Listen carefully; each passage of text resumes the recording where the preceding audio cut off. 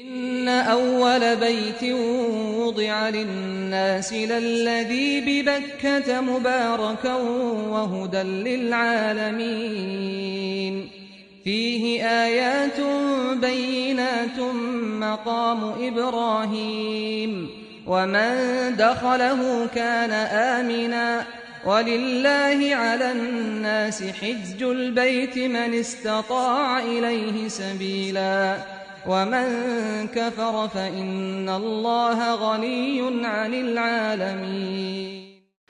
الحمد لله نحمده ونستعينه ونستغفره، نعوذ بالله من شرور أنفسنا وسيئات أعمالنا، من يهده الله فلا مضل له ومن يضلل فلا هادي له، وأشهد أن لا إله إلا الله وحده لا شريك له، وأشهد أن محمدًا عبده ورسوله. يا أيها الذين آمنوا اتقوا الله حق تقاته، اتقوا الله حق تقاته ولا تموتن إلا وأنتم مسلمون. يا أيها الناس اتقوا ربكم الذي خلقكم من نفس واحدة وخلق منها زوجها وبث منهما رجالا كثيرا ونساء، واتقوا الله الذي تساءلون به والأرحام إن الله كان عليكم رقيبا.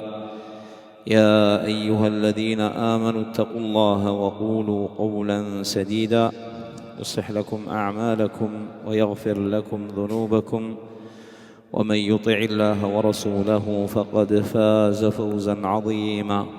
أما بعد، فإن أصدق الحديث كتاب الله، وخير الهدي هدي محمد صلى الله عليه وسلم، وشر الأمور محدثاتها، وكل محدثة بدعة، وكل بدعة ضلالة، وكل ضلالة في النار. أما بعد، فنواصل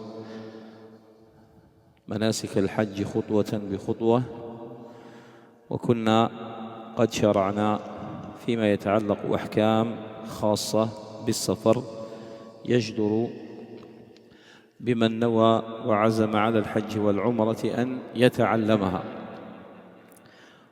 وآخر حكم ذكرناه الحكم العاشر، وهو أن من السنة أن يدعو إذا خرج من بيته، أي من عزم على السفر، أن يدعو بالدعاء الذي ورد عن النبي صلى الله عليه وسلم.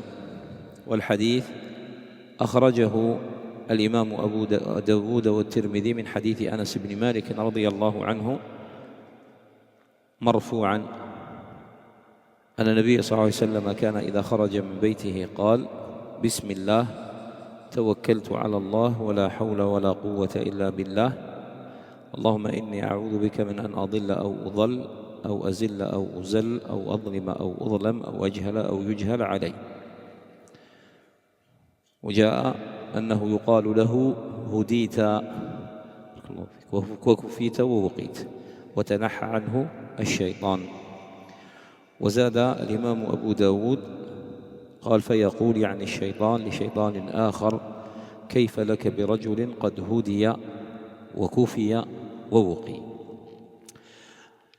من أحكام السفر أيضا أن من السنة إذا خرج من بيته أو أراد ركوب دابته كبر ثلاثا، كما كان يفعل النبي صلى الله عليه وسلم.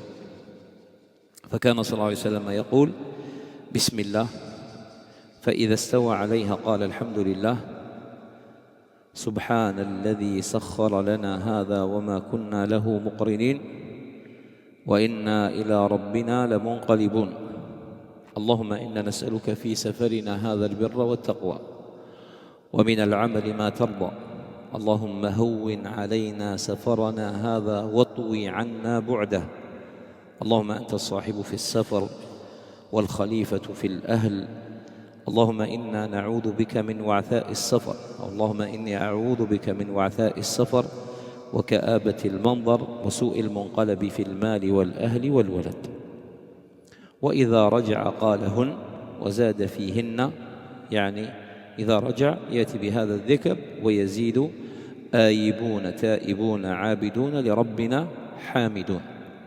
وفي رواية: كان النبي صلى الله عليه وسلم إذا قفل من الحج أو العمرة كلما أوفى على ثنية، يعني كلما أشرف على ثنية أوفى أو يعني أشرف على ثنية كبر ثلاثا ثم قال لا إله إلا الله وحده لا شريك له، له الملك وله الحمد وهو على كل شيء قدير، آيبون تائبون عابدون ساجدون لربنا حامدون، صدق الله وعده ونصر وعده وهزم الأحزاب وحده.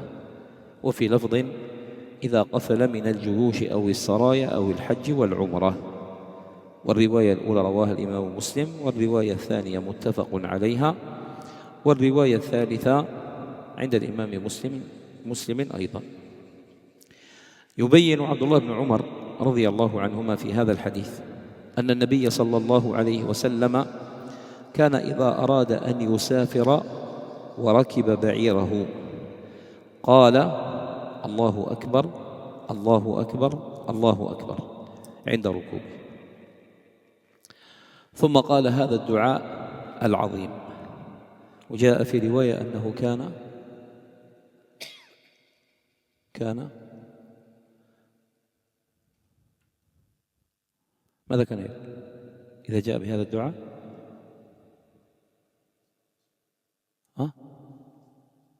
ناس سعودي ولا جي كان إذا كبر ماذا يفعل؟ وش يشير؟ راح يركب دابته إلى ماذا يشير؟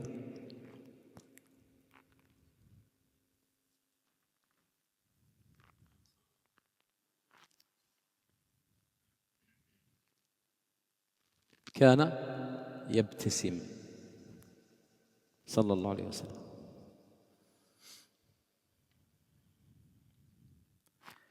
فلما سئل عبد الله بن عمر رضي الله عنهما، عبد الله بن عمر كان يقتفي أثر النبي صلى الله عليه وسلم، فلما استوى على راحلته كبر ثلاثا وابتسم، ثم قال للصحابة قال أما تسألوني لما ابتسمت؟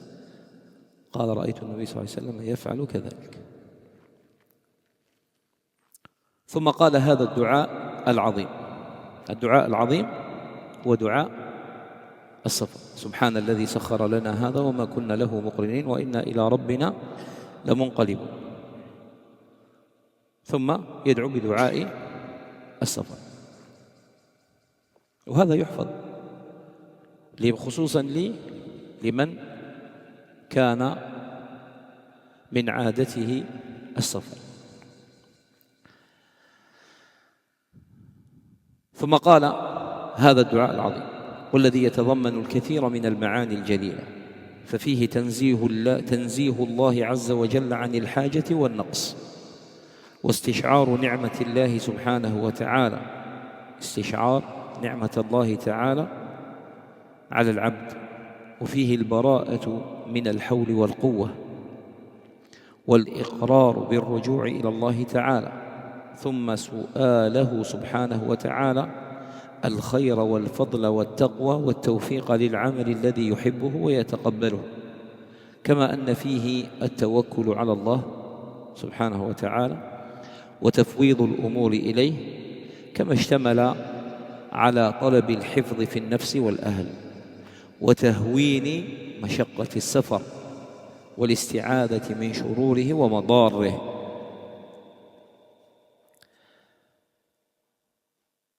كأن يرجع المسافر فيرى ما يسوءه في أهله أو ماله أو ولده، فيقول بهذا الدعاء حتى يحفظه الله عز وجل، وإذا رجع لا يجد السوء لا في أهله ولا في ماله ولا في ولده.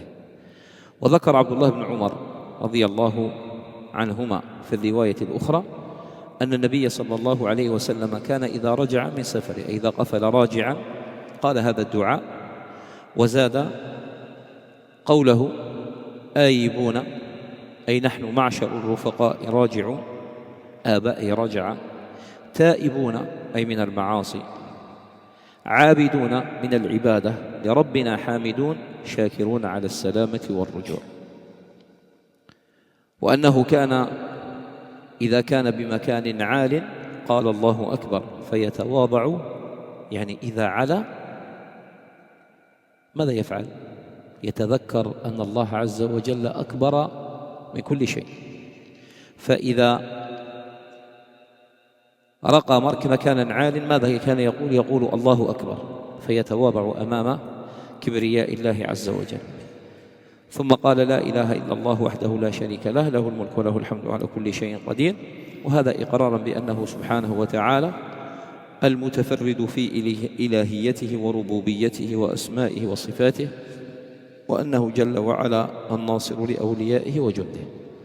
وهذا الدعاء يقال من باب ماذا؟ من باب الحمد والثناء على الله سبحانه وتعالى أن وفق العبد، وخصوصا السفر، لأنه مظنة الهلاك،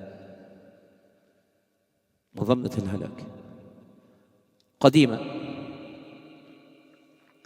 كان ركوب البحر كالموت،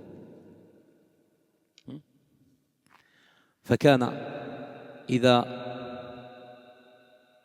اقتحم الرجل شيئا يغلب على الظن أنه فيه هلاكه وموته يقول ركب البحر،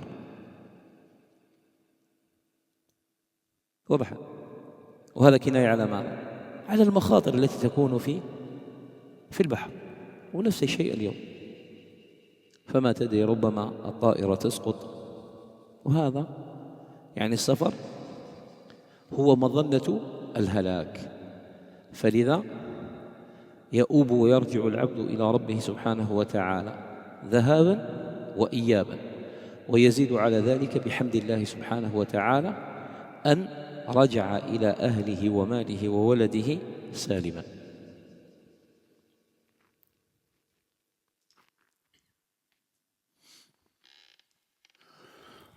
بسم الله الحمد لله والصلاة والسلام على رسول الله. Fait partie des règles et des bienséances durant le voyage que tout un chacun doit maîtriser et savoir et apprendre, et fait partie de la sunna que le voyageur, une fois sorti de chez lui, est prêt à s'installer sur sa monture comme le faisait le prophète alayhi salatu wassalam. Il proclamait la grandeur d'Allah en prononçant un takbir, en disant Allahu Akbar à 3 reprises. Puis il dit gloire et pureté à celui qui nous a soumis cela, alors que nous n'étions pas capables de le dominer, et c'est vers notre Seigneur que nous retournons. Ô Allah, nous te demandons dans notre présent voyage la bonté et la piété, ainsi que les œuvres que tu agrées. Ô Allah, facilite notre présent voyage et raccourcis sa distance. Ô Allah, tu es le compagnon du voyage et le remplaçant au sein de la famille. Ô Allah, je me réfugie auprès de toi contre les difficultés du voyage, la vision pénible et un mauvais retour vers les biens et la famille. Et lorsqu'il revient de son voyage, le prophète sallallahu alayhi wa sallam disait la même chose, mais il ajoutait à celle-ci, nous sommes de retour en nous repentant, en adorant et en louant notre Seigneur. Et dans une autre version, lorsque le prophète sallallahu alayhi wa sallam revenait du pèlerinage de la Umrah, à chaque fois qu'il passait par un col ou un endroit en hauteur, il proclamait la grandeur d'Allah à 3 reprises. Puis il disait, il n'y a de divinité digne d'adoration excepté Allah, seul sans associé. À lui la royauté et la louange, et il est omnipotent sur toutes choses. Nous sommes de retour en nous repentant, en adorant, en nous prosternant et en louant notre Seigneur. Allah a été véridique dans sa promesse. Il a secouru son serviteur, il a mis en déroute les coalisés seul. Et dans une autre version, lorsqu'il revenait avec les armées, on revenait des expéditions ou des pèlerinages, il était la Umrah, il faisait cette invocation. Abdullah ibn Omar, radiyallahu ta'ala anhuma, explique clairement que lorsque le prophète sallam désirait voyager, il s'installait sur son chameau et il proclamait la grandeur d'Allah en disant Allahu Akbar à 3 reprises. Puis il disait cette invocation immense et majestueuse qui comporte de nombreuses significations sublimes, notamment le fait de reconnaître qu'Allah, à lui la puissance et la grandeur, est exempt de tout besoin d'aide et de toute déficience. Il y a aussi le fait que le serviteur ressente le bienfait d'Allah subhanahu wa ta'ala sur lui. Il y a encore le fait d'être déresponsabilisé de toute force et de puissance. De même, il y a l'aveu du retour vers Allah, le Très-Haut. Ensuite, il y a le fait de lui demander, gloire à lui, le bien, le mérite, la piété et la réussite dans les œuvres qu'il aime et accepte. Par ailleurs, cette invocation comprend aussi le fait de placer sa confiance entière en Allah, le Très-Haut, de lui confier les affaires et de s'en remettre à lui. De même, elle englobe la demande de préservation de la personne et de la famille, celle de la facilité vis-à-vis de la pénibilité du voyage, ainsi que le fait de chercher refuge contre ces maux et ces préjudices, comme dans le cas où le voyageur retournerait chez lui et constaterait des choses embarrassantes auprès de sa famille, ses biens et ses enfants.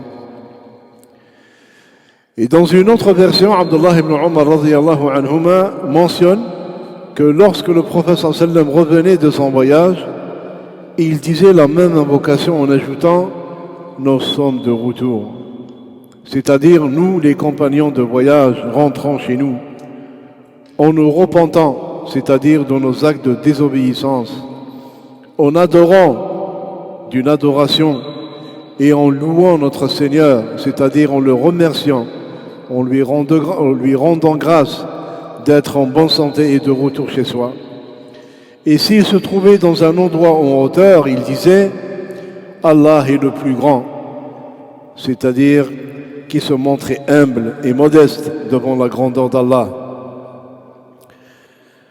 Reconnaissant ainsi qu'Allah le Très-Haut est certes l'unique et le seul dans sa divinité, sa seigneurie, ses noms et ses attributs, de même qu'il est glorifié et exalté soit-il, celui qui secourt ses alliés et ses soldats. Et pour anecdote, Abdullah ibn Omar avait pour habitude, quand il faisait ce dua, il souriait. Et il s'adressait aux compagnons, radiyallahu anhum, il leur a dit, il les interpellait, vous ne me questionnez pas, vous ne m'interrogez pas pourquoi je souris. Et là, il leur a dit, j'ai vu le prophète faire cela. Et même une autre anecdote aussi a été rapportée de lui, radiyallahu anhu, qui était minutieux dans le suivi de la sunna.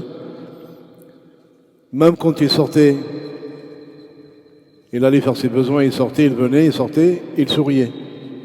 Parce qu'il a dit, j'ai vu le prophète sallallahu faire cela.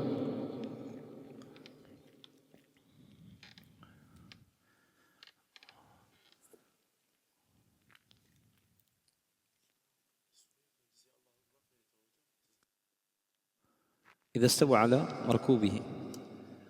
Il est rapporté qu'il le disait à la fin du dua et des fois après le takbir.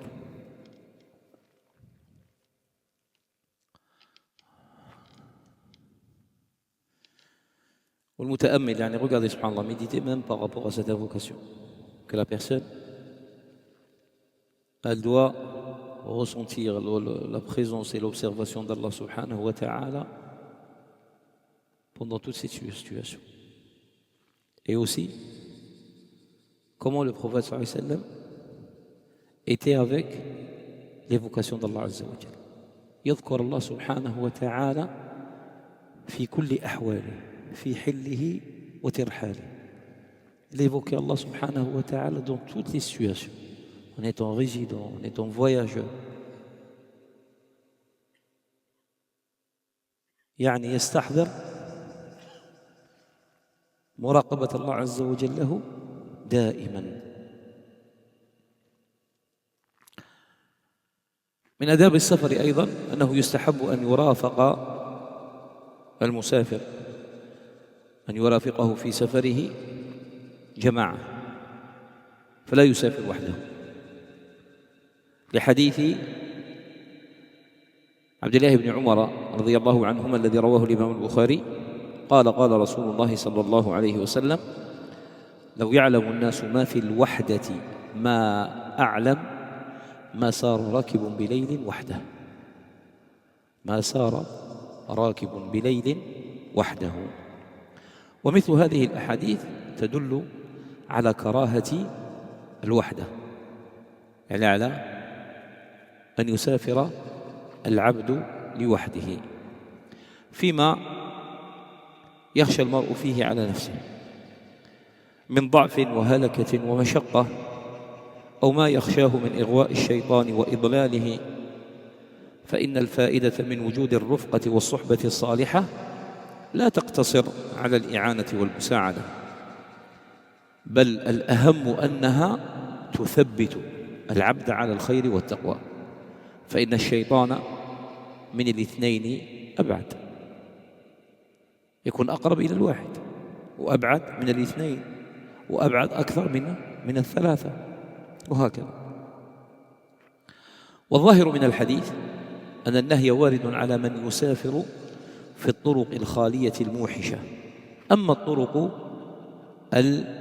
المهلة، يعني التي فيها أهالي والتي يأمن فيها المرء ألا تنقطع به السبيل ولا يعدم معينا ولا أنيسا، فلا يعني لم ترد الكراهة ولا النهي عنه.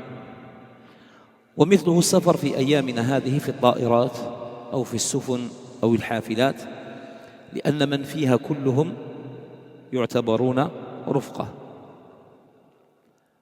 فلذا لم يتحقق وصف الوحدة المنهي عنها.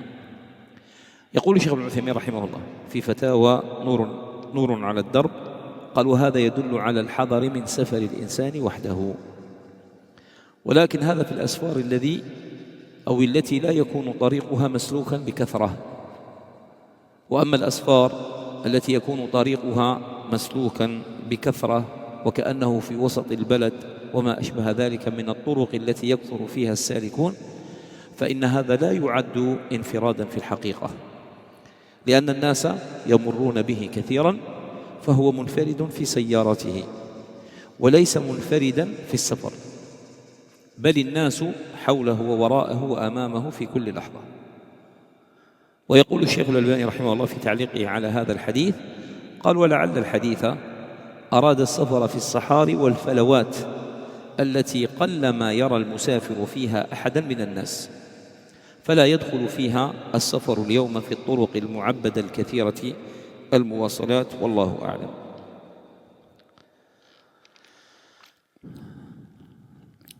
Parmi les règles aussi, il est recommandé aux voyageurs de partir en groupe, ne pas voyager seul. Compte tenu du hadith rapporté par l'imam al-Bukhari rahimahullah ta'ala d'après Abdullah ibn Umar radiyallahu ta'ala anhuma, qui dit que le prophète sallam a dit: si les gens savaient comme moi ce que je sais ou de ce qu'on en risque dans nos voyages solitaires, personne ne voyagerait plus ou personne ne voyagerait plus seul la nuit. En commentant ce hadith, les savants disent que des hadiths comme celui-ci indiquent la réprobation du voyage en solitaire dans les situations où la personne craint pour elle-même. Par exemple, la faiblesse, la perte, l'égarement, la difficulté, ou encore la crainte des tentations et de l'égarement du diable. En effet, la présence d'une compagnie pieuse n'a pas seulement l'avantage de l'aide et du soutien, mais surtout celui de renforcer la personne dans le bien et la piété. Car Shaitan est plus éloigné de deux personnes que d'une seule. Il est plus éloigné de trois que deux, et ainsi de suite. Il ressort de ce hadith que l'interdiction concerne surtout celui qui voyage sur les routes désertes, isolées, alors que sur les routes fréquentées, sûres, on ne craint pas d'être bloqué sans aide ou sans compagnie, il n'y a ni réprobation ni interdiction. Cela s'applique également au voyage de notre époque, que ce soit en avion, en bateau, en bus, car tous ceux qui s'y trouvent sont considérés comme des compagnons de voyage. Donc la solitude interdite ne s'applique pas. Cheikh Al-Uthaymin, rahimahullah ta'ala, dit que cela indique, ce hadith, indique qu'il faut être prudent concernant le fait de voyager seul. Mais cela concerne les voyages sur des routes peu fréquentées, où l'on est comme en pleine ville ou dans les zones avec beaucoup de passants. Cela n'est pas considéré comme une véritable solitude, car les gens y passent constamment. Ainsi, même si l'on est seul dans sa voiture, on n'est pas seul dans le voyage lui-même, car les gens sont autour, devant et derrière, à chaque instant. Ainsi, Cheikh Al-Albani rahimahullah ta'ala a dit dans son commentaire de ce hadith: il se peut que le hadith fasse référence au voyage dans les déserts et vastes plaines où le voyageur ne croise presque personne. Le hadith n'inclut donc pas les voyages actuels sur des routes bien entretenues, pleines de moyens de transport, et Allah est plus savant. قريتها شيخ الألباني؟ شيخ الألباني قريتها ثاني؟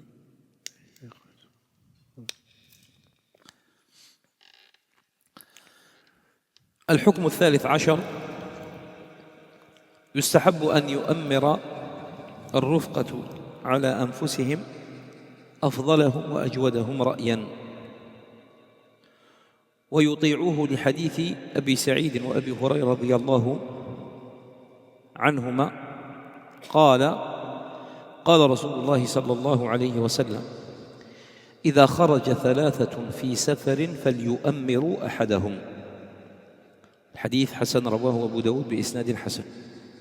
قال الشيخ ابن عثيمين رحمه الله تعالى: يعني يؤمر واحدا منهم يتولى تدبيرهم، يقول: ننزل نمشي نتغدى نتعشى وما أشبه ذلك، لأنهم إذا لم يؤمروا واحدا صار أمرهم فوضى من يدبر الأمر وفوضى من يدبر أمرهم، فلا بد من أمير يتولى أمرهم، يطيعونه ويرجعون إلى أمره ويصدرون عن رأيه. ما معنى يصدرون عن رأيه؟ إذا قال شيء يأخذ به، وهنا الطاعة في المعروف بالضرورة، وإلا عمت الفوضى هذه الجماعة. وظاهر الحديث أن هذا الأمير إذا رضوه وجب طاعته فيما يتعلق بمصالح السفر، فلا يعصى لأنه أمير.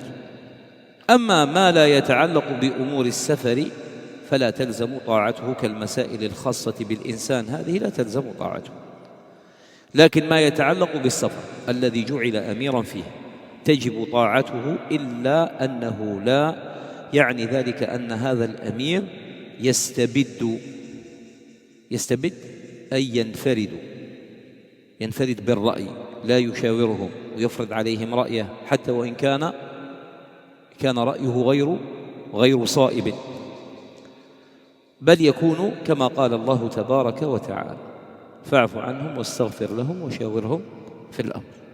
يشاورهم في الأمور التي يخفى فيها جانب المصلحة ولا يستبد برأيه.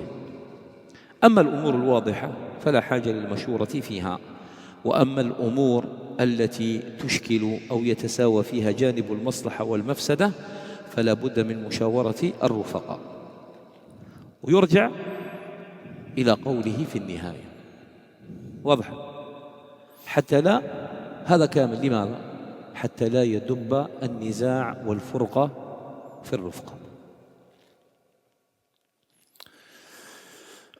Parmi les règles aussi, les bienséances dans le voyage, cette excellente règle, cette magnifique règle, que malheureusement, Allah al-Musta'an, beaucoup de gens ne l'appliquent pas et s'en détournent, c'est le fait qu'il est recommandé à tout groupe de voyageurs, quand il subsiste un groupe, et souhaiterait voyager, وخاصة في هذا السفر، سفر هذه العبادة العظيمة concernant le Hajj ou l'Umrah, de choisir un chef de convoi, un émir,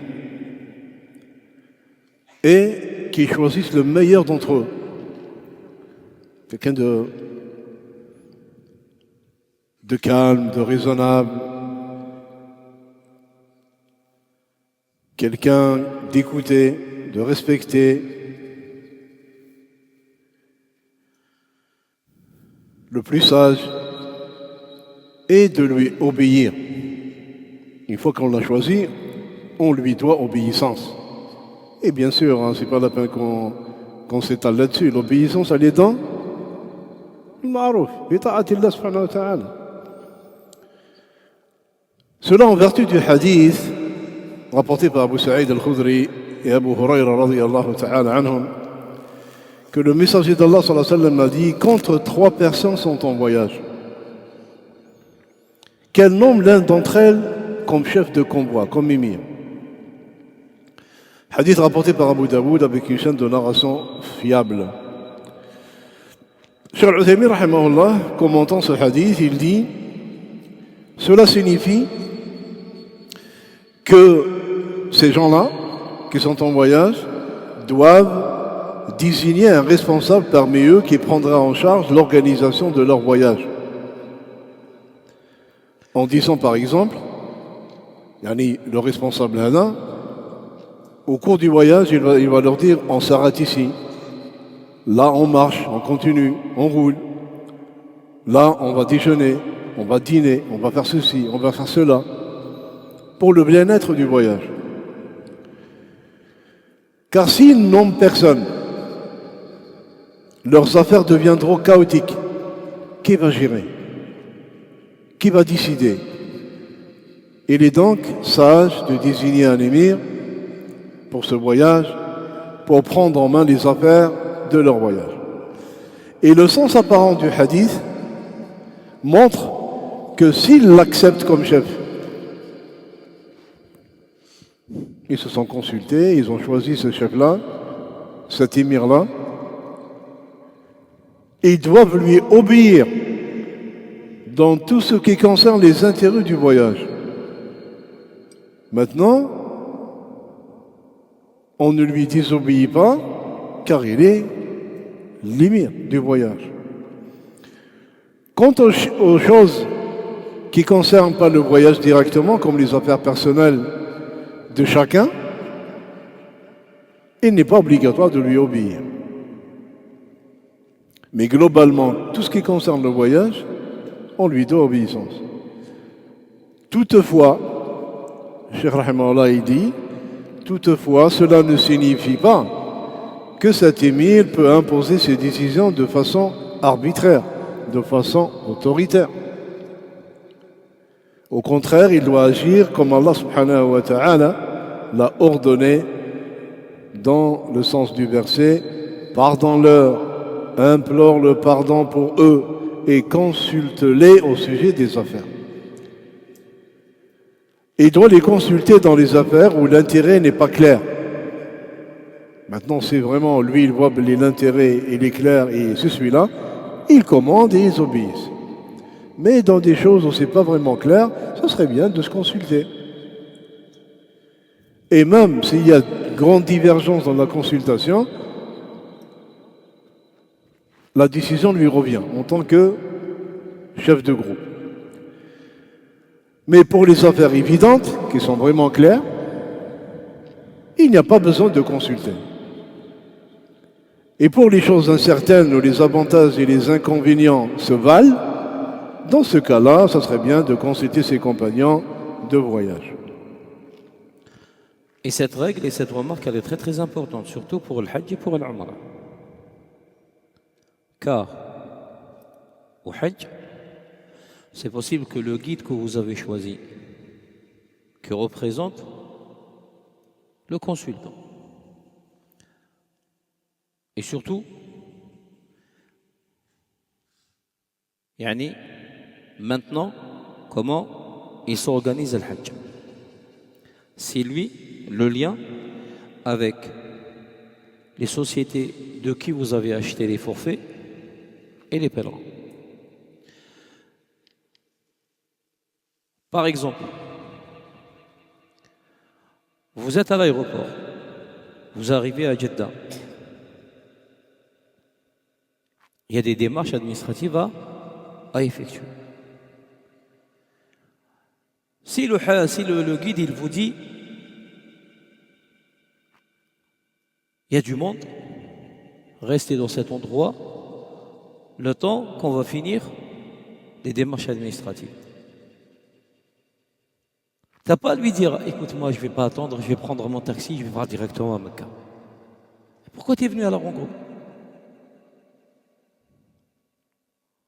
À Mina, à Arafat. Et des fois, c'est quoi? C'est possible que tu seras la cause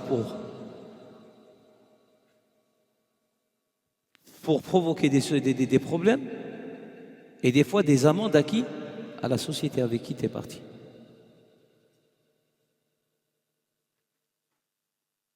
La lapidation des stèles, à Mina, elle est organisée par groupe. Ils disent par exemple, le camp 43, il sort de telle heure jusqu'à telle heure. C'est pas Anaya, je vais partir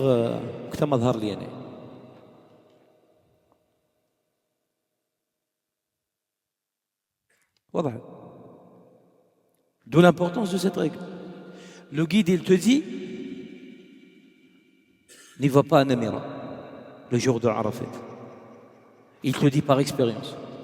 Parce que le temps que tu vas passer dans le chemin pour arriver à Namira, et la plupart du temps, tu ne vas pas trouver une place pour rentrer à la mosquée. À savoir, tu vas rester dehors, exposé comme ça au soleil. Et l'après-midi, t'as Arafat. Bon, normalement, tu dois consacrer ce temps-là à faire des du'as. Et combien de personnes qui n'écoutaient pas, et il revient, il est assommé.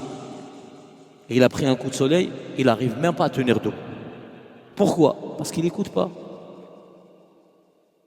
Et des fois, le problème, c'est quoi? Qui va ramener avec lui ses parents ou là, quelqu'un, des gens avec lui qui sont âgés? Et après, dès qu'il rentre à la tente, il pose son oreiller et il dort. Le moment où normalement, il devait faire des du'as.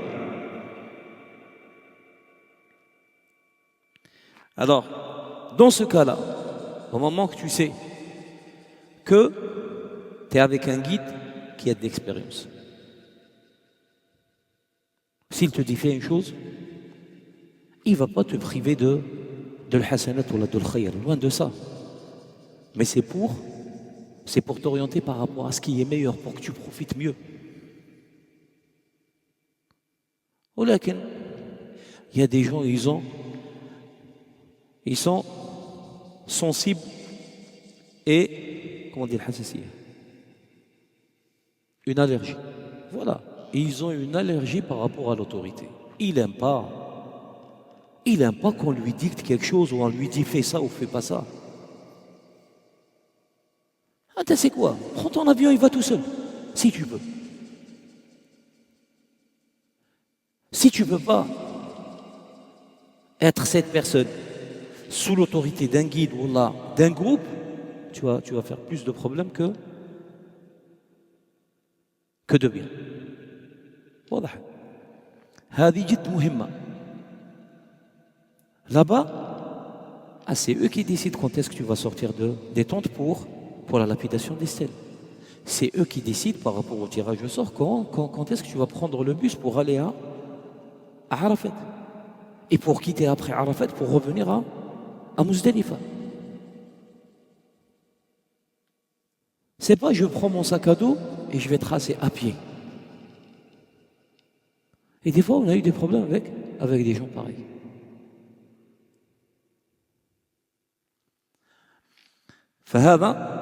Ça, cette remarque, elle est très très importante. On ne dit pas يستبد بالرأي من عين أمير. À savoir, il doit se montrer autoritaire sur tout. Mais où il faut prendre des décisions, et surtout si les décisions ne viennent pas de lui. Lui, il est là juste pour te transmettre. Là, il faut écouter.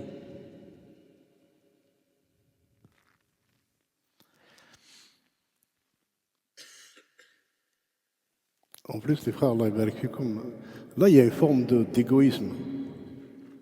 Hein? Et c'est méconnaissance d'une règle très importante. C'est que là, on a un intérêt général. On est un groupe. On est 200, on est 300 personnes. Et l'intérêt du groupe prime sur les intérêts personnels. Il y a des gens, subhanallah, ils sont d'un égoïsme mais flagrant. C'est une forme de rébellion. C'est une rébellion. Hein. L'insan, il se met comme ça. C'est une rébellion. L'insan qui voyage dans un groupe, il sait qu'il a un émir de voyage, il n'écoute pas. Pour moi, c'est un rebelle. Subhanallah. Et c'est de l'égoïsme. La personne, elle pense qu'à lui. En délaissant l'intérêt du groupe. A commencer, comme il l'a expliqué à Abdel Hakim, que ça peut engendrer des nuisances graves pour la société qui organise ou comment on appelle ça, ou l'agence ou là. Et ne sois pas là le premier à ouvrir cette porte. C'est ça. Tu vas faire par exemple l'Umrah. Tout le monde, vous comptez à faire l'Umrah tout seul. Toi, tu n'as pas encore pris le bus, tu entends parler que quelqu'un déjà, il a pris sa voiture et il est parti tout seul à Mecca. Alors que normalement, il n'a pas le droit. Parce que normalement, il est sous ta responsabilité à toi. Ça veut dire, si il se fait arrêter dans les barrages, entre Mecca et El Madina, ton badge, il dépend de qui? Il dépend de telle société.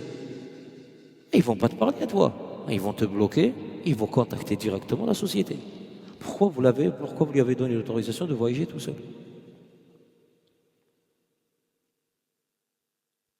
Et ça, il y a des gens, ils ont ce problème-là.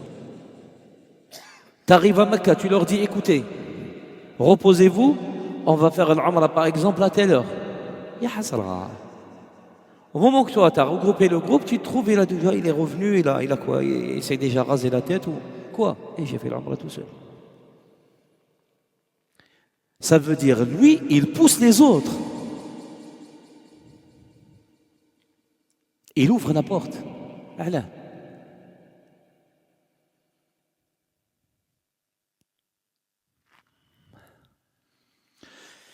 من الأحكام والقواعد أيضا المتعلقة بالسفر أنه يستحب التسري أو السرى وهي السير ليلا. يعني الأفضل أن يسافر المرء ليلا في آخر الليل لحديث أنس بن مالك رضي الله عنه قال رسول الله صلى الله عليه وسلم عليكم بالدلجة فإن الأرض تطوى بالليل. رواه الإمام أبو داود بإسناد حسن ورواه الحاكم وقال هو صحيح على شرط البخاري ومسلم. وقال في رواية أخرى إن الأرض تطوى بالليل للمسافر، والدلجة هي السير آخر الليل، وقيل هي السير الليل كله. ويرشد النبي صلى الله عليه وسلم أمته إلى أن يسيروا في الليل، وأخبر أن الأرض تطوى للمسافر إذا سافر في الليل، فيقطع في الليل ما لا يقطعه في النهار، لأن الدابة بالليل أقوى على المشي، وحتى السيارات، وربما يكون الزحام أقل ليلا، وحتى الجو يكون نوعا ما أفضل ويلائم أكثر ليلا، خصوصا في الصيف، لأن الدابة بالليل أقوى على المشي إذا كانت قد نالت قوتها واستراحت في النهار فتضاعف مشيها. وكذلك الإنسان في الليل أقدر على المشي لعدم الحر. وكذلك بالنسبة للسيارات تخف الحرارة عليها بالليل. Il est recommandé aussi de partir la nuit, bien sûr dans le domaine du possible. Là on parle de recommandation, de préférence. En vertu du hadith d'Anas, radiyallahu ta'ala anhu, selon lequel le messager d'Allah sallallahu alayhi wa sallam, il dit « Partez en fin de nuit, car la terre est rétrécie pendant la nuit. » Comment elle est rétrécie? Allahu ta'ala alam. Le Nabi sallallahu alayhi wa sallam akhbarana. On n'a pas à philosopher. Le Nabi sallallahu alayhi wa sallam, il nous a dit que la terre est rétrécie pendant la nuit. Hadith rapporté par Abu Daoud, avec une chaîne de transmission de narration fiable. Il a été rapporté aussi, le hadith rapporté aussi par l'imam al-Hakim, selon le hadith est authentique conformément aux critères de Bukhari et de Muslim. Dans une autre version, le Nabi sallallahu alayhi wa sallam dit, certes la terre se rétrécit dans la nuit au profit du voyageur. Et le terme dulja dans la langue arabe signifie partir en pleine de nuit. Et il a été dit aussi que signifie partir la nuit, durant toute la nuit. Donc dans ce hadith, le Nabi sallallahu alayhi wa sallam conseille à sa nation, à sa communauté, de voyager durant la nuit, et la sagesse dans tout ça, parce que la terre est raccourcie au profit du voyageur qui se déplace de nuit. Ainsi, il arrive à parcourir des distances durant la nuit qu'il ne pourrait parcourir de jour. Et ça, on a l'expérience maintenant. Compte tout le monde de voyage, les embouteillages, etc. La nuit, c'est plus calme, c'est paisible. Ceci car la monture, quelle qu'elle soit, est plus endurante à parcourir de jour que de nuit. C'est à la prise d'effort si c'est reposé de jour. Ce qu'elle parcourt est décuplé. Et l'on est ainsi de l'homme, et il est plus apte à marcher de nuit dû à l'absence de chaleur, de nuisances et des choses similaires. Et idem pour les véhicules qui chauffent moins la nuit, qui se reposent, il y a moins d'embouteillages, etc., etc. On rappelle ça, ça fait partie des recommandations. Comme il est recommandé de voyager le jeudi. من السنة لمن وجد أن يسافر يوم الخميس، لأن النبي صلى الله عليه وسلم أكثر ما كان يسافر يوم الخميس. Mais maintenant ça c'est إن كان ذلك موافقا لسفر العبد أو كان له الاختيار، s'il a le choix. Alors tout cela c'est des recommandations. واضح. وينبغي أيضا له أن يستعمل الرفق وحسن الخلق ويتجنب المخاصمة ومزاحمة الناس في الطرق، وأن يصون لسانه من الشتم والغيبة ولعنة الدواب وجميع الألفاظ القبيحة. وقلنا أن السفر يسفر عن طبائع الرجال. تخاصم رجلان عند الفاروق رضي الله عنه، فقال لأحدهما: أعندك من يشهد لك؟ قال: نعم. قال: من؟ قال: فلان. فجاءه بالشاهد، فسأله عمر رضي الله عنه، قال: أسافرت معه؟ قال: لا. قال: أعاملته في الدرهم والدينار؟ قال: لا. قال: أصاهرته؟ يعني تزوجت منه أو تزوج هو منك؟ قال: لا. قال: رأيته يطيل السجود والركوع في المسجد قلت أعرفه؟ قال: ارجع إنك لا تعرفه. فهذه مما يترك العبد ويسهل على العبد معرفة الآخرين، إما التجارة والمساهرة والسفر.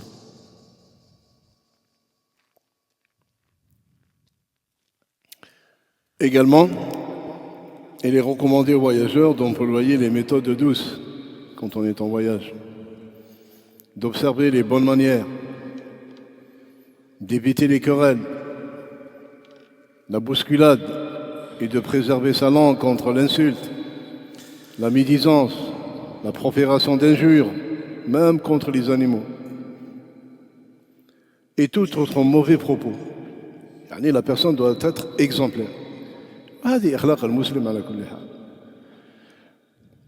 Deux personnes se sont disputées auprès de Omar ibn Khattab radiyallahu ta'ala anhu.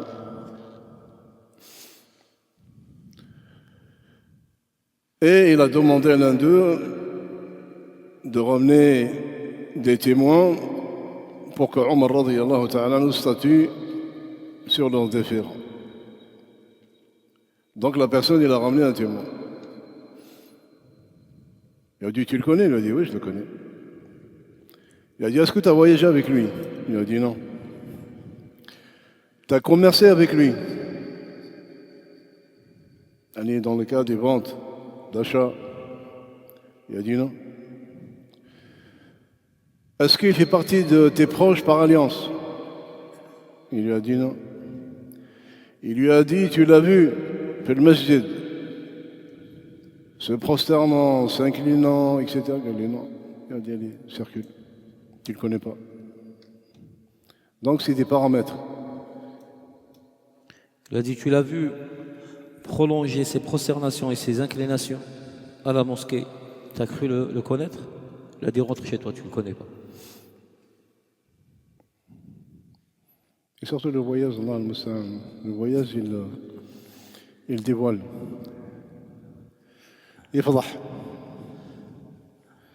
يفضح فتحا. Par rapport à ici, quand il dit وأن يصون لسانه من الشتم والغيبة ولعنة الدواب، هذا يشير إلى حديث النبي صلى الله عليه وسلم: خرج في سفر مع الصحابة وكانوا يتناوبون على الرواحل، فأرادت امرأة أن تصعد على بعير، وفي رواية ناقة، فأبت فلعنتها، لعنت الدابة، فسمعها النبي صلى الله عليه وسلم قال: أين هذه الدابة التي لعنت؟ قال: لا تركبوها ولا تصحبون بملعون. أمر بإطلاقها، قال: ولا تصحبون بملعون. وهذا كثير من الناس يتساهل في هذا الأمر، مسألة اللعن. Les gens prennent à la légère le fait de maudire les autres, alors que le prophète sallallahu alayhi wa sallam a interdit cela, et surtout par rapport aux enfants. تدعو على ولدك أن يطرد من رحمة الله. Celui qui dit la'anak Allah à ses enfants, Al-mal'oun, ça veut dire quoi?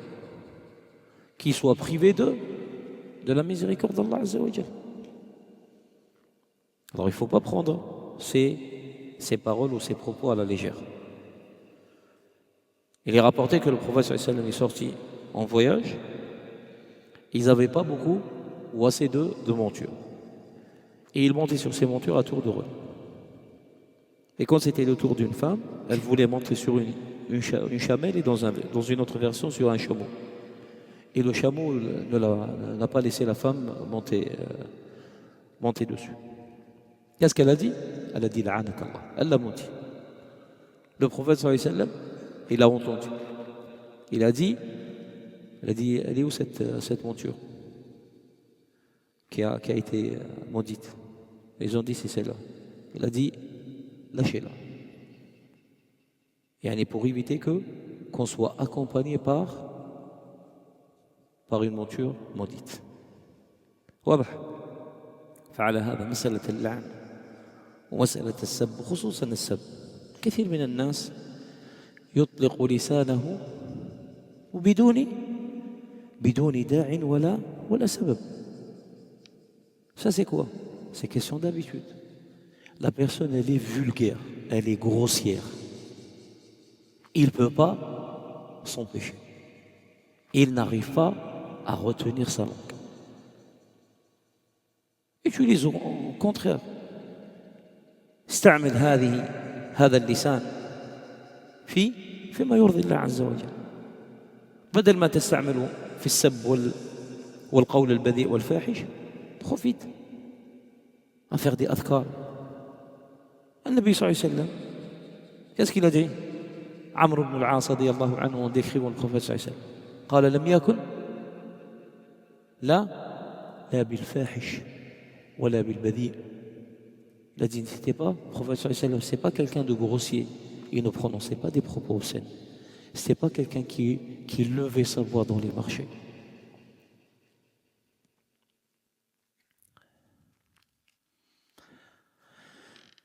مما يستحب أيضا للمسافر في سفره أن يكبر إذا صعد مكانا عاليا من الأرض ويسبح إذا هبط الأودية ونحوها من غير مبالغة في رفع الصوت.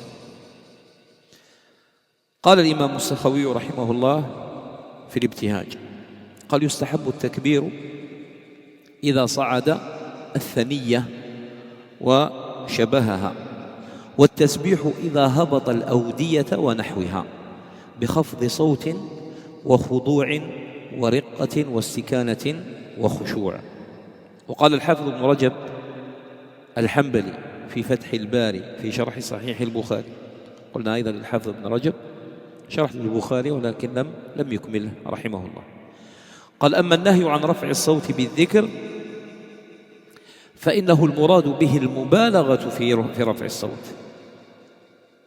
عن أبي موسى الأشعري رضي الله عنه قال كنا مع النبي صلى الله عليه وسلم في سفر فكنا إذا علونا كبرنا يعني رفعوا أصواتهم فقال النبي صلى الله عليه وسلم أيها الناس أربعوا على أنفسكم فإنكم لا تدعون أصم ولا غائبا ولكن تدعون سميعا بصيرا.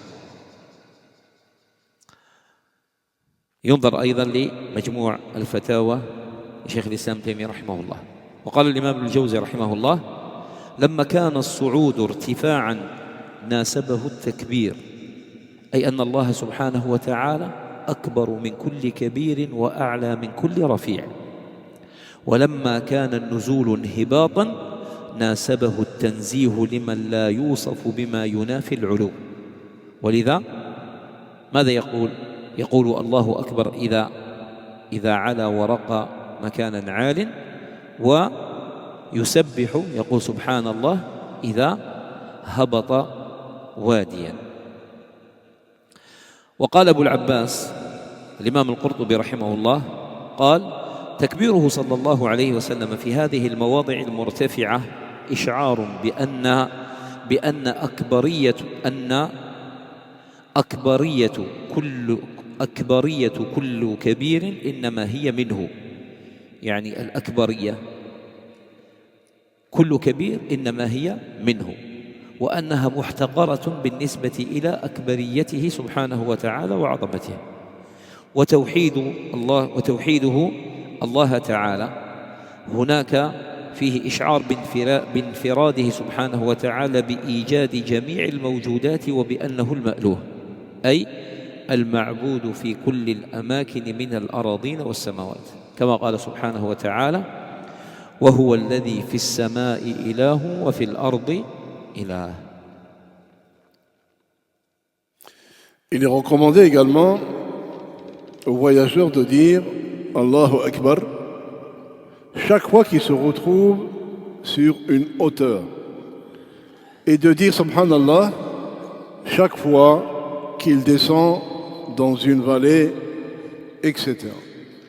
Et cela sans exagération dans l'élévation de la voix. En effet, l'imam al-Sakhawi rahimahullah ta'ala dans son ouvrage Al-Ibtihaj, il dit il est recommandé de dire Allahu Akbar lorsqu'on monte une colline ou une pente semblable et de dire Subhanallah lorsqu'on descend dans une vallée ou un lieu similaire en baissant la voix avec humilité, douceur, soumission et recueillement. Al-Hafiz ibn Rajab al-Hanbali rahimahullah ta'ala dans son commentaire de Fath al-Bari, il dit quant à l'interdiction d'élever la voix, dans ce zikr-là en particulier, cela concerne l'exagération dans l'élévation de la voix. C'est-à-dire qu'on peut élever la voix, mais sans exagérer. En effet, Abu Musa al-Ash'ari, radiyallahu ta'ala anhu, a dit nous étions en voyage avec le prophète sallallahu alayhi wa sallam, et à chaque fois que nous dominions une vallée, c'est-à-dire on était en hauteur, nous attestions de l'unicité d'Allah en disant Allahu Akbar, il faisait le takbir, et proclamions sa grandeur. Tandis que nos voix s'élevaient retentissantes. Le Nabi sallallahu alayhi wa sallam, il leur dit ô vous les gens, ménagez vos forces. Ce n'est pas le fait de crier à haute voix. Ménagez vos forces. Assurément, vous n'invoquez ni un sourd, ni un absent. Il est avec vous. Il est toillant et proche de vous. C'est-à-dire qu'il vous entend et il est proche de vous. Voir aussi Majmou' al-Fatawa, Cheikh al-Islam Ibn Taymiyyah, tome 24, page 15. Il dit la même chose, rahimahullah ta'ala. Et pour terminer, Abu al-Abbas al-Qurtubi rahimahullah a dit le fait que le prophète sallallahu alayhi wa sallam prononçait le takbir dans ces endroits élevés est une indication que toute grandeur chez les créatures ne provient en réalité que de lui, Jalla wa ala, et qu'elle est insignifiante comparée à sa grandeur et sa majesté. Son affirmation de l'unicité d'Allah à ces endroits signifie qu'il est le seul à être à l'origine de tous les êtres existants et qu'il est l'unique digne d'adoration dans tous les lieux, qu'il soit dans les cieux ou sur la terre, comme l'a dit subhanahu wa ta'ala puis Surat al-Zukhruf, le verset 84, dans le sens et c'est lui qui est une divinité dans le ciel et une divinité sur la terre.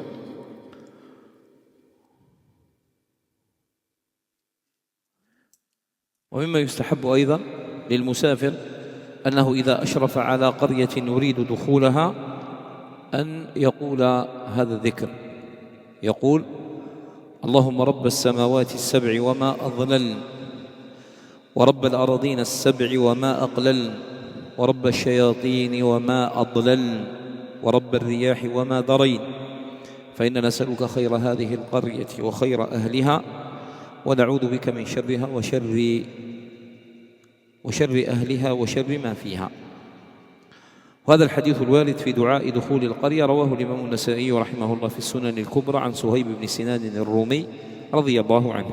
ورواه الحاكم في المستدرك وقال هذا حديث صحيح الإسناد ولم يخرجاه، ورواه ابن خزيمة في صحيحه وابن حبان في صحيحه، وحسنه الحافظ ابن حجر العسقلاني كما ذكر ابن علان في الفتوحات الربانية، وقال الهيثمي في مجمع الزوائد رواه الطبراني في الأوسط وإسناده حسن، وحسنه الشيخ ابن باز رحمه الله في مجموع الفتاوى، وصححه الشيخ الألباني في السلسلة الصحيحة. ويستحب أيضا للمسافر أن يكبر إذا صعد مكانا عاليا من الأرض، ويسبح إذا هبط الأودية ونحوها.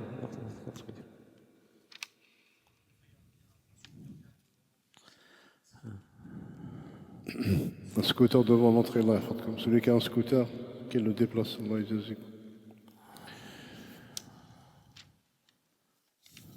À chaque fois qu'il s'approche d'un village, il veut y entrer et lui est recommandé de dire « Ô Seigneur, toi qui es le maître des 7 cieux et de ce qu'ils abritent, toi qui es le Seigneur des 7 terres et de ce qu'elles portent en leur sein, toi qui es le maître des démons et de ceux qui ont égaré, je t'implore de m'accorder le bien de cette ville et de ses habitants, ainsi que le bien qui s'y trouve, et je me réfugie auprès de toi contre le mal de cette ville et de ses habitants, et contre le mal qui s'y trouve. » Et ce hadith a été rapporté par l'imam al-Nasa'i rahimahullah ta'ala an Suhayb al-Rumi radiyallahu ta'ala anhu. Il a été rapporté par l'imam al-Hakim dans son Mustadrak, et il dit que ce hadith il est authentique avec une chaîne de transmission fiable. Il a été rapporté aussi par Ibn Khuzayma dans son authentique, par l'imam Ibn Hibban dans son authentique également. Al-Hafiz Ibn Hajar, il a dit que c'est un hadith Hassan. L'imam Al-Haythami dans son ouvrage Majma' al-Zawaid, كذلك, il a été rapporté par l'imam Al-Tabarani في الأوسط, et ils disent que sa chaîne de transmission est Hassan. Cheikh bin Baz rahimahullah في مجموع الفتاوى, il a dit que c'est un hadith Hassan aussi, et Cheikh Al-Albani rahimahullah في سلسلة صحيحة l'a authentifié rahimahullah al-jami'. ومما يستحب أيضا للمسافر في سفره أن يدعو في سفره في كثير من الأوقات، لأن دعوته مجابة. ما يتعلق مثلا بالتلبية، وسنرى التلبية وأحكامها وآدابها. التلبية يبدأها المحرم إذا وصل إلى الميقات، يهل بالعمرة، ويوم التروية يهل بالحج. متى يقطع التلبية؟ المعتمر إذا وصل إلى مكة وشرع في الطواف. ومتى يقطع التلبية في الحج؟ إذا رمى جمرة العقبة. الآن هذا الوقت كله هل يواصل في التلبية بدون انقطاع؟ ذكر أهل العلم أنه كلما غير أحواله، فمثلا أقبل المساء يعود إلى التلبية، أقبل الليل يعود إلى التلبية، أصبح يعود إلى التلبية، خرج من مكانه فذهب وغير المكان يعود إلى التلبية، فكلما تغير من حال إلى حال يرجع إلى التلبية. فيستحب له أن يدعو في سفره في كثير من الأوقات. لماذا؟ لأن دعوة المسافر مجابة، فليس من شك في أن السفر من أجل الطاعة والتقرب إلى الله تعالى أولى بالإجابة من مجرد الأسفار المباحة، لأن طاعة الله سبحانه وتعالى سبب في استجابة الدعاء. ومع ذلك فالأحاديث الشريفة تفيد أن عموم السفر سواء كان للطاعة أو لمجرد الأمور المباحة من أسباب إجابة الدعاء. روى الإمام الترمذي وغيره أن النبي صلى الله عليه وسلم قال: 3 دعوات مستجابات لا شك فيهن: دعوة المظلوم، ودعوة المسافر ودعوة الوالد على ولده، والوالد هنا يشمل الأب والأم. رواه الترمذي وحسنه الشيخ الألباني رحمه الله. وذلك لأن السفر كله مظنة لحصول انكسار النفس وتحمل المشاق. قال الحافظ ابن رجب الحنبلي رحمه الله في جامع العلوم والحكم عند شرحه لقوله صلى الله عليه وسلم: ثم ذكر الرجل يطيل السفر أشعث أغبر يمد يديه إلى السماء يا رب يا رب، ومطعمه حرام ومشربه حرام وملبسه حرام وغذي بالحرام فأنى يستجاب له. لذلك قال هذا الكلام أشار فيه صلى الله عليه وسلم إلى آداب الدعاء وإلى الأسباب التي تقتضي إجابته وإلى ما يمنع من إجابته، فذكر من الأسباب التي تقتضي إجابة الدعاء 4. الأسباب 4: أحدها إطالة السفر، والسفر بمجرده يقتضي إجابة الدعاء كما جاء في حديث أبي هريرة رضي الله عنه قال صلى الله عليه وسلم: 3 دعوات مستجابات لا شك فيهن: دعوة المطلوب ودعوة المسافر ودعوة الوالد لولده. الحديث خرجه أبو داود وابن ماجه والترمذي. Il lui est recommandé au cours de son voyage de multiplier les invocations, car ces implorations, ces supplications, toutes ces invocations sont exaucées, Inch'Allah Ta'ala. Car il ne fait aucun doute que le voyage entrepris dans le but de l'obéissance et du rapprochement envers Allah Subhanahu wa Ta'ala est plus digne d'être exaucé que les simples voyages permis, qui sont but religieux. Car l'obéissance à Allah est une cause d'exaucement des invocations. Cela dit, les nobles hadiths indiquent que le voyage en général, qu'il soit accompli pour l'obéissance ou pour des affaires permises, fait partie des causes d'exaucement des invocations. En effet, l'imam al-Tirmidhi rahimahullah ta'ala et d'autres ont rapporté que le messager d'Allah sallallahu alayhi wa sallam dit: 3 invocations sont exaucées sans aucun doute. L'invocation de l'opprimé, l'invocation du voyageur et l'invocation du parent contre son enfant. Cela est dû au fait que le voyage en soi est une situation propice à l'humilité de l'âme et à la patience face aux épreuves. Al-Hafiz Ibn Rajab al-Hanbali a dit dans Jami' al-Ulum wal-Hikam, en commentant la parole du prophète sallam, puis il mentionne un homme qui prononce le voyage, échevelé, couvert de poussière, levant les mains vers le ciel en disant: Ô Seigneur, alors que sa nourriture est illicite, sa boisson est illicite, ses vêtements sont illicites, et il a été nourri de l'illicite, comment peut-il alors être exaucé? Al-Hafiz ibn Hajar, il dit, Al-Hafiz ibn Rajab Afwan, il dit, par ces paroles, le prophète sallam a indiqué les bonnes manières à adopter dans la vocation, les causes qui favorisent son exaucement, ainsi que ce qui empêche son acceptation. Il a mentionné 4 causes favorisant l'exaucement de l'invocation, dont la première est la prolongation du voyage.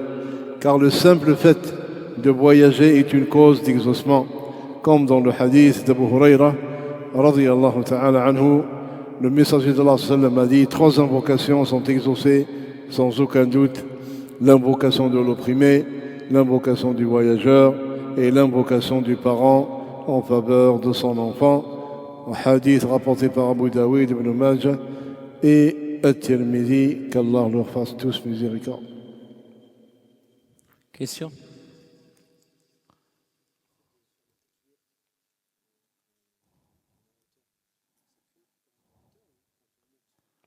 Quand on monte,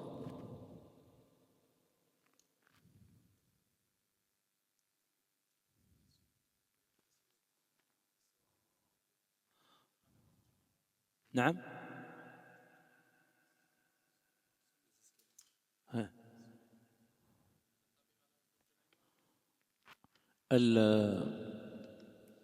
تنطبق على المصاعد لأن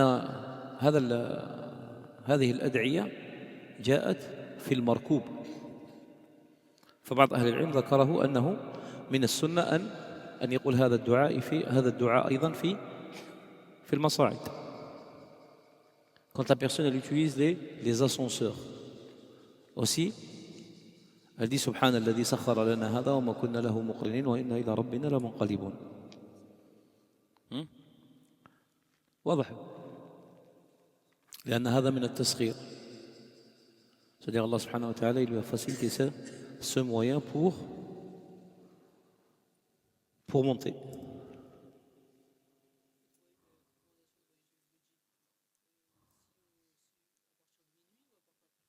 Le jeudi commence à partir de quand? Hein? خلاص. T'as la réponse.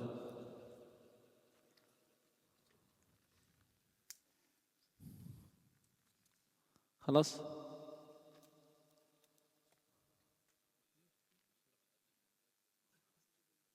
نعم؟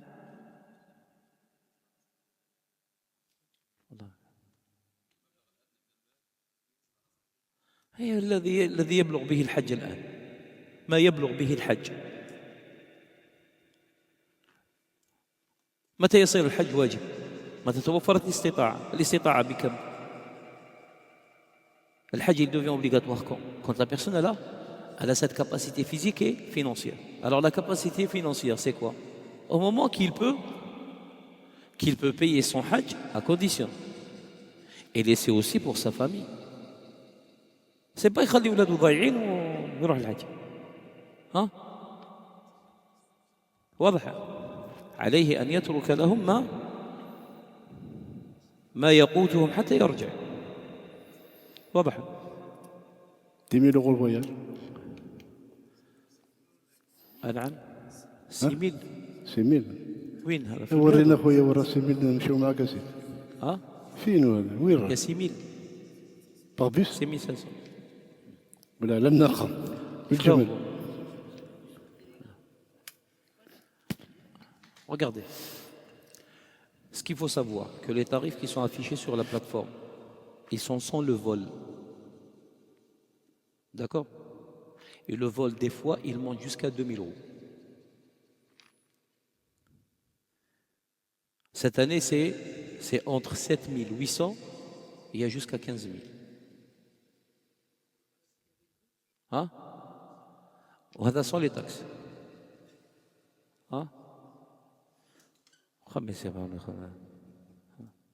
احنا c'est offert.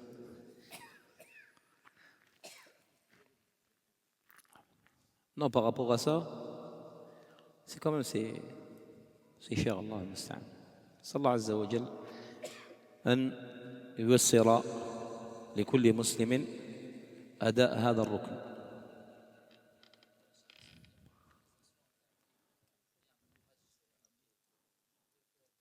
مين شكون اللي مد هذا التصريح؟ ورينا نروحوا ناخذ التصريح. ما يقدرش. Et surtout maintenant par rapport à ça, regardez, il y a des personnes qui se sont fait écraser par des bus la nuit. Pourquoi? Parce qu'ils sont partis à pied à Amina.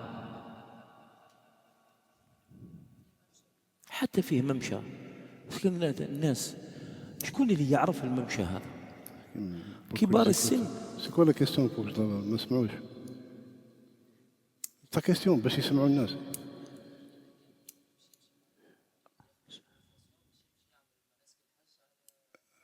يروح وحده هذا ينصح يروح وحده، هذا ما يروحش مع مجموعة. Celui qui veut faire le hajj tout seul, il fait le hajj à pied. وهذا من التنطع. واضح؟ Ça fait partie de التنطع. Comme quelqu'un maintenant il dit, moi je veux faire le hajj comme il a fait le prophète sallallahu alayhi wa sallam. Comment? Je vais le faire à pied. Alors qu'Allah azza wa jalla a facilité les moyens. واضح؟ هذا من التكلف. Regardez, les savants qu'est-ce qu'ils disent? Ils disent المشقة التي يؤجر عليها العبد في الطاعات كاملة. La pénibilité sur laquelle la personne sera récompensée dans toutes les adorations. C'est la pénibilité qui accompagne l'adoration et on ne peut pas la séparer. Comme par exemple le jeûne في الصيف. Quelqu'un qui jeûne pendant l'été. هذا tu vas pas lui dire écoute أخي يا مشقة on va raccourcir le jeûne rompe le jeûne à l'heure de Dhuhr ou à l'heure de l'Asr. Pourquoi? Parce que le mashaqqa elle fait partie. واضح. Maintenant الوقوف بعرفة il y a أعمال في الحج المشقة لا تنفك عنها. Elle est accompagnée avec cette difficulté.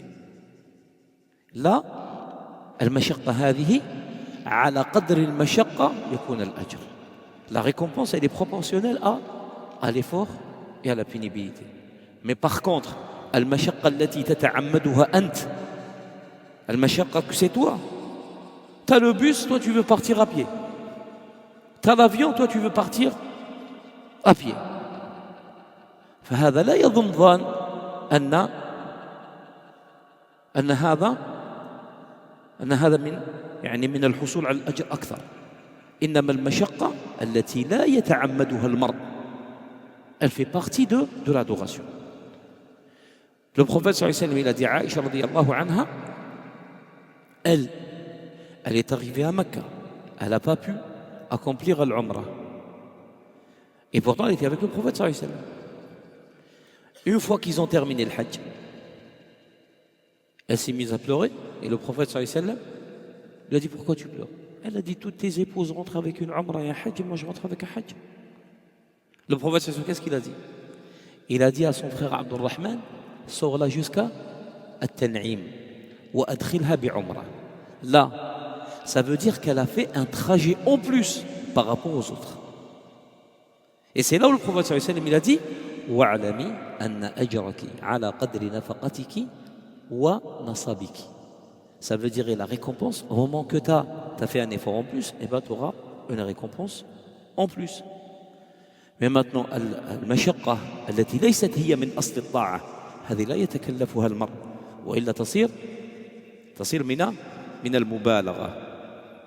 والله تعالى أعلى وأعلم. سبحانك اللهم وبحمدك أشهد أن لا إله إلا أنت أستغفرك وأتوب إليك.